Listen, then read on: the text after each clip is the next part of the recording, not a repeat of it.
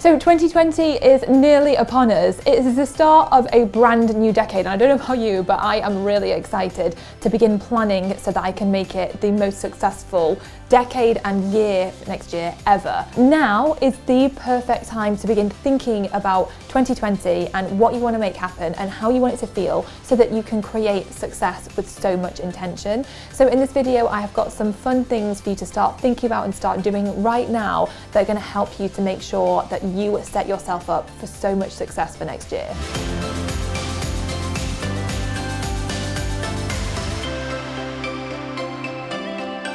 Okay, so the first fun thing that I have for you to do to help you to make 2020 really successful is this: pick your word for the year. So if you could pick one word that you want to live by in 2020, what would it be? I find doing this so helpful because there's something about picking a word that can help you to really define that year. Like psychologically and from like a real mindset perspective, it can just help make such a difference. So for example, in the past, my words have been things like bold or courageous. So let's say, for example, in 2020, your word for the year is courage. Like, how will that feel if you get so attached to that word that every time you do something, you think, no, courage, courage, courage, have courage. I'm going to be courageous. And that became your word for the year. That became your focus for the year. So it could be anything. So for example, for me, I've been thinking about what my word for 2020 is going to be. And something that keeps popping up for me for next year is revenue. And actually revenue has never been a word of the year for me ever, ever, ever. But it just feels like it might be the right word. So I'm at the moment playing around with it, thinking about it and just letting it sink in. Does it feel like the right word? Is it the right thing? So for me, the reason why I want to have the focus of the year, the word of the year be revenue, is because I want to go all in to create growth. And revenue, it feels like it is the right thing for me to be focused on. So what is it for you? Like I said, in the past for me, it's been things that have helped me. So for example, one year it was trust. I just needed to trust that I would figure things out and I would make things work. So trust became my word for the year. So just have a think about it and write down some ideas, and over the next few weeks, just kind of start connecting with what feels right for you when it comes to your word for the year. And when you pick your word for the year, when you get to January, go all in and commit to that word. If I were you, I would write it out on a piece of paper or make a nice design, print it out and stick it somewhere you're going to see it every single day. So every day you've got that reminder, this is my word for the year, this is my focus, and I'm going all in on this one thing. It's a really fun thing to do and it can have such an amazing impact. So yes, pick a word for the year. So the second thing that you can do when it comes to planning to have the most successful 2020 ever is to get really connected with yourself. Let your intuition guide you. The more aligned you are with yourself, the more you're going to create a plan that you're going to stick to and that's going to light you up and that feels good. So I think it's all about when you sit down to plan for the year, start thinking now about what actually feels good, what actually is lighting you up when it comes to thinking about what you want to make happen and what you want to do next year. And let that be your guide. And so it's really important to start with this now, because you can start over the next few weeks to get really connected to actually, what is it that does feel good? What do I want? Because so often we set goals that we think we want to achieve and accomplish, but we don't really. They're just things that we think we want, but we don't really want them. So we're disconnected. We're not really aligned with them. And when we set ourselves goals that really aren't truly in alignment with ourselves, what we find is it's like pushing water up a hill, trying to actually make them happen. You don't want that for 2020. You want to set yourself goals that you truly feel aligned with. And when you do, that's when things flow a lot more easily. So just take some time over the next few weeks, journal. Journaling is such a powerful way to get connected with yourself and to really connect with your intuition.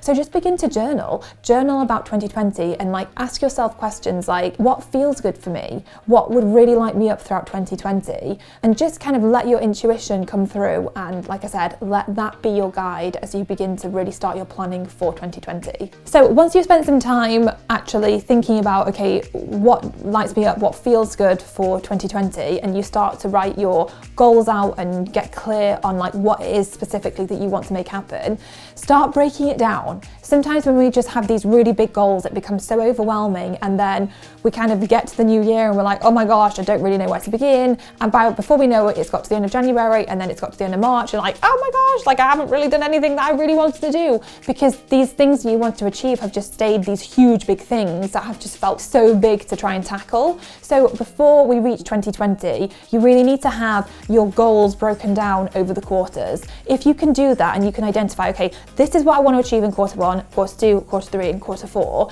it's going to be so much easier for you to stay on track and to actually accomplish your goals and to build momentum throughout 2020. Once you've got your clear goals, break it down, plan it out throughout the quarters, get really clear on what the small tasks are to actually get you to where you really want to go. So one thing I absolutely love to do is to have a physical planner that I can use throughout the year, where I can break down my goals and I can write out what I want to achieve for the year, what I want to achieve each quarter, and then I can use the planner to keep me on track month by month, week by week, day by day.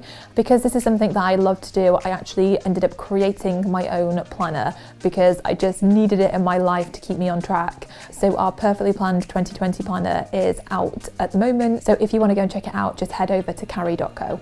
So the final thing that I have to say when it comes to like creating a really successful 2020 is that obviously it's really important to have a really good game plan for success for 2020. I mean, I always say this, but success is not an accident. It's something we have to create on purpose with intention. So the more intentional you get about what success looks like and means for you in 2020, the more likely it is that you're going to actually make it happen, which is so exciting. But one thing I really want to say is be flexible. So be flexible in your approach and on a day-to-day basis towards your goals and your plans that you're creating.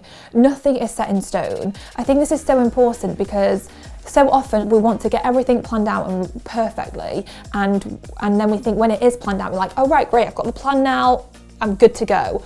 But that's not actually the case, because if it was that straightforward, it would be a lot easier, but it's not.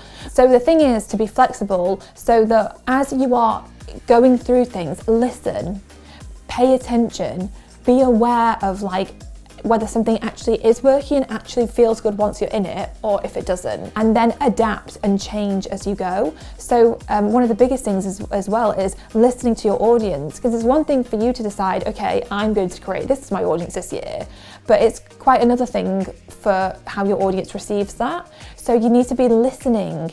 Like, is it something that they are wanting? Is it something that they are excited about? What's their response? What's their feedback? What's their communication with you like?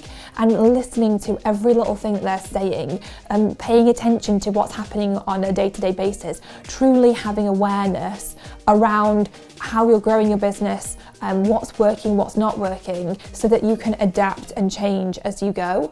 So I feel like for me, it's one of the biggest lessons I've learned. It's like, have a plan, but be flexible. And because sometimes if you have a plan, you've got your blinkers on and you're not actually maybe taking the steps that would help you to create the success that you truly want. So those are just some fun things to start thinking about as we make our way towards 2020, so that you can set yourself up for so much success. So I really hope you've enjoyed this video, and we've got a free worksheet that goes along with this to help you to start planning out 2020 more proactively, so you can get really intentional about creating lots of success. So definitely download it, and I will see you next time.